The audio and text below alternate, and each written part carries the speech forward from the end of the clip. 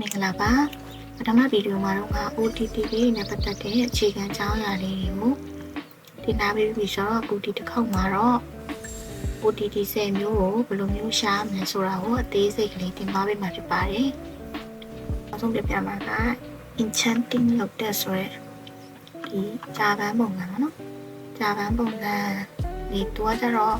အနားကိုကတ်လို့မရတော့အစိတ်ရှိတော့အနားကိုကတ်လိုက်တာနဲ့ဒီလိုမျိုးအစိတ်တက်လာတယ်ပေါ့နော်။အဲ့တော့သူ့ကိုဘယ်လိုမျိုးသူ့ရဲ့ပေပတ်ဝင်ခြင်းလေးမှာတစ်ချက်ကြည့်လိုက်ရင်ဒီခင်းအောင်လက်ပြလေးပြန်နေအောင်တွေ့ရမယ်ပေါ့နော်ခင်းအောင်လက်ပြလေးပြန်နေအောင်တွေ့ရမယ်တကယ်လို့တေချာမတွေ့ရအောင်ဆိုရင်ဒီလိုမျိုးဝင်းဆန်းကိုအသုံးပြုပြီးတော့လက်ပြလေးနဲ့တိတင်အောင်ရှာလို့ရပါတယ်ဒီဖုန်းမှာဆိုရင်လည်းရွက်ပုံလေးပေါ့နော်မျိုးတွေ့ပြီးဆိုတာနဲ့ဒါလေးတွေကိုညားလေးနဲ့ပြစ်လိုက်အောင်ပါဆိုရပါပြီနောက်သူကကျတော့ဒီတစ်ခုနှစ်ခုသုံးခုအဲ့လိုမျိုးရှိတတ်တယ်နော်ခုနဆိုရင်နှစ်ခုပေါ့နော်ဒီဟာဆိုရင်သုံးခုဒါဆိုရင်ဒါလိုက်ပြသုံးအုပ်ရှိရပေါ့နော်အဲ့ဒါသူကဒီဝင်းဆန်နဲ့ကြည့်လိုက်တာ ਨੇ ဒီလိုလေးပြရတယ်ပေါ့နော်ဒီလိုလမ်းကြောင်းလေးတွေလေးပြလေးရှိတဲ့ရှင်းနေတဲ့လမ်းကြောင်းလေးတွေအဲ့ဒါအဲ့လိုလေးကြည့်လိုက်ပြီးမှတ်ပြီးသွားလို့ရှိရင်ညားလေးနဲ့ပြလိုက်ပေါ့နော်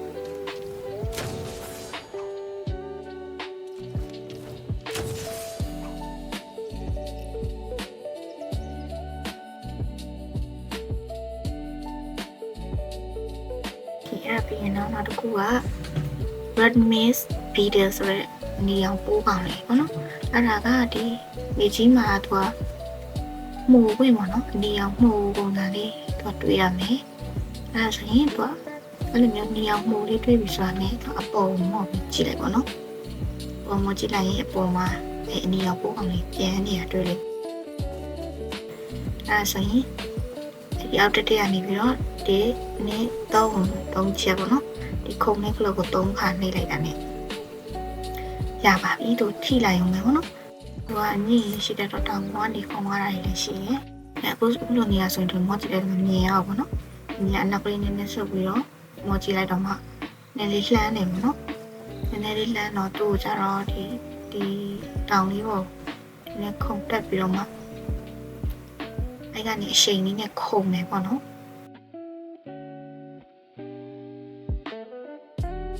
တို့လည်းအခုလိုမျိုးပဲဒီနဲ့သုံးဆိုပြီးရှေ့လေးနည်းနည်းလေး spring လေးနည်းနည်းတိုးလို့ခုံမယ်ပေါ့နော်ရှေ့လေးကိုတစ်ချက်တိုးလိုက်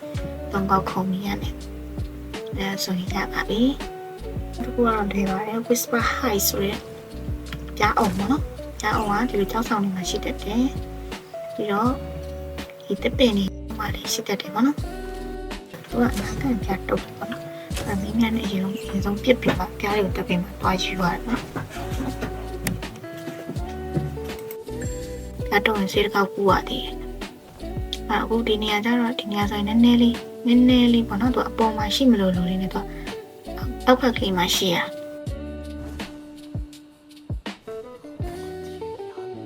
ခုံမျိုးမှာတစ်ချက်အောက်ဘက်မှာတစ်ချက်ရှာကြည့်ပေါ့နော်အပေါ်မှာမရှိဘူးဆိုလို့ရှိရင်အခုလိုမျိုးတော့ကြောက်ဆောင်အောက်ထမှာခါကြလို့ရှိရင်အဲ့လိုပုံစံမျိုးလေးနဲ့နေတတ်တယ်ပေါ့နော်အဲ့လိုပဲများလေးနဲ့ဖြစ်ပြီးတော့ယူလိုက်အောင်မယ်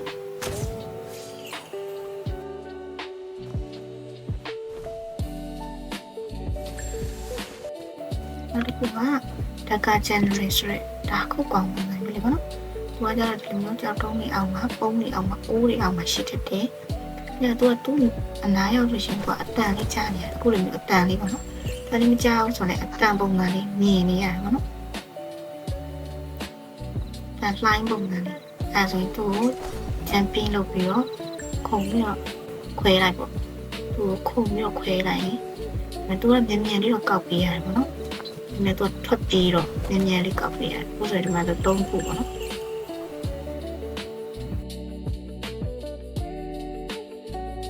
နောက်တစ်ခုကကျတော့ Iron Mantis ဆိုတဲ့ပုံကောင်လေးပေါ့နော်အခုဒီလိုနေရာမျိုးတွေးလို့ရှိရင်သူက OTT ပုံစံရှိမရှိပေါ့နော်ခွဲလိုက်ပေါ့နော်အဲအောက်ထဲမှာသူကပုံးလေးရှိတတ်တယ်ပေါ့နော်အဲပုံးမရှိရဆိုပြီးတော့ပေါ်တက်လို့လောက်တော့အောက်မှာအတန်ကြားလို့ပြန်ဆင်းနေအဲဒီကောင်ကတော့အတန်လေးနည်းနည်းလေးတော်တော်ကြားရတယ်သူက အဲ့ဒါသူ့ကိုကြတော့လွတ်ပေးလိုက်ပါတော့လွတ်ပေးလိုက်ရတော့ပြန်ဖမ်းတော့ဒီတစ်ချက်နှိပ်ပြီးတော့ observe လေးတစ်ချက်နှိပ်ပြီးတော့သူပြန်တက်ပြီးသွားတယ်ချင်းကသူ့အတန်းနဲ့အပြန်တော့ကိုထောက်လိုက်ပြီးတော့ရှာသူဆိုရင်အပေါ်မှာသူ့နောက်ကိုလိုက်ပြီးခပ်ပြီးအဲ့တော့လင်းလိုက်ပြီးတော့ဖမ်းသူတို့လည်းမနေရမှာလည်းရှိသူတန်းတော့နားကရနဲ့တော့ကျေတယ်ဘောနော်ကျေတော့ဒီချာတော့ကြာပြန်သူ့ကိုလွတ်ပေးလိုက်ပြီးတော့ပြန်ဖမ်းတယ်ဒီကတန်တက်ဖလက်ဆိုတဲ့ပန်းပေါ့နော်ချင်းခဲမှာတွေ့တဲ့ကြာပန်းပုံစံမျိုးပဲဒါပေမဲ့ဟိုကြာပန်းကျတော့အစိတ်တက်တယ်ပေါ့နော်သူကကျတော့အစိတ်မရှိဘူးသူကအစိတ်ပြသူကျတော့ထိပေးရတယ်ပေါ့နော် dash လောက်အထိလိုက်ရင်သူကအဲ့လိုမျိုးလေးတစ်ခုနှစ်ခုသုံးခုဆိုအဲ့လိုမျိုးကွဲထောက်သွားအဲ့ဒါလေးလိုက်ပြီးတော့ကိုကလိုက်ထိရတာပေါ့နော်နောက်တစ်ခုကကျတော့ဒီ midnight nebula ဆိုတော့တွတ်ပေါ့နော်ဒါကခုံရထိုးလိုက်လို့ရှိရင်ဒီမြန်ဖမ်းတယ်နော်ကွဲဝါနဲ့အမြန်ဖမ်းအခုဆိုရင်တော့တူဟောင်းပေါ့နော်နှကောင်ဖမ်းပြီးရနှကောင်ဖမ်းပြီးပြီးသွားရအောင်လို့တော့ဒါပေမဲ့ပုံ ODD ပုံကဆက်ပြီးပြနေသေးလို့ပေါ့နော်အဲတကောင်လွတ်သွားတယ်ဆိုရအခုဒီမှာတကောင်နောက်တစ်ခုကကျတော့ဒီမုံပင်းထုတ်ဆိုတဲ့ဒီရွှေဖားပေါ့နော်ဖားရွှေအောင်မကြတော့တော့သူနာသွားတယ်ဖားတန်ချရတယ်ဖားတန်ချမယ်ကွက်နဲ့မကုံလာတာလိုက်တိုင်းအောင်မှာနောက်တစ်ခုကကျတော့ဒီဆွဲလို့ရဆိုရဲငတ်တိုက်ပါနော်ဒီငတ်တိုက်ကတော့လွယ်ပါတယ်သူကငတ်တာကြိတ်ကြငတ်တာကြိတ်ဒီခေါမိုးလိုပါတယ်ပေါ့မကြားနေရဆိုရင်ဒီတိုင်းတက်လိုက်အောင်ငတ်တိုက်ကလေးပေါ့သူပြန်ပြီးသွားပြန်ပြီးသွားတိုင်းထားခဲ့တယ်ငတ်တိုက်ငတ်တိုက်ကောက်လို့ရုံပဲဒါအခုဒီပုံမှာဆိုနှစ်ခုရှိရပါတော့နောက်တစ်ခုကကျတော့ hat soup ဆိုရဲဒီအကိုင်းပုံစံလေးပေါ့နော်သူကကျတော့ဒီငတ်ကချီတော့မှာချီတော့မှာတော့အခုလိုမျိုးခေါင်းမမှာလဲလေးတွေ့လို့ရှင်တော့ဝေးရနေမယ်သူလှိုင်းပြီးညားရင်းနဲ့ပြစ်လိုက်ပေါ့နော်ညားရင်းနဲ့ပြစ်လိုက်လို့ရှင်တော့ချတာခဲ့မှာအဲ့ဒီအကိုင်းလေးတွေအခုလိုမျိုးဒီမှာတွေ့ရဲအနားကတော့ထွက်ပြီးသွားတာချီပြီးတော့ထွက်ပြီးသွားဒါကြချီပြီးတော့ယူလိုက်ပြန်ရကောင်းအဲ့မှာညားနဲ့ပြစ်ရတယ်ညားနဲ့ပြစ်မှလွဲတယ်အဲ့မှာဒါလွဲတယ်အဲ့မှာအခုမရဒီကောင်ကဒီမှာတော့ကအပေးဆုံးမဲ့ကောင်ညရီလည်းကုံမမနေဘူးသူနဲ့အဲဆိုရင်အခုဆိုရင်ဒါချင်းခဲမှာရှာလို့ရတဲ့ OTT 5ခုနဲ့ခိုင်ဖုန်းမှာရှာလို့ရတဲ့ OTT 5ခုအကြောင်းဒီစိတ်ကလေးဘယ်လိုရှာရမလဲဆိုတာကိုတင်ပြပြပါပါမယ်အဲဆိုဒီကြည့်ပြီးကြည့်စပါနောက်ဗီဒီယိုမှာပြန်တွေ့ပါမယ်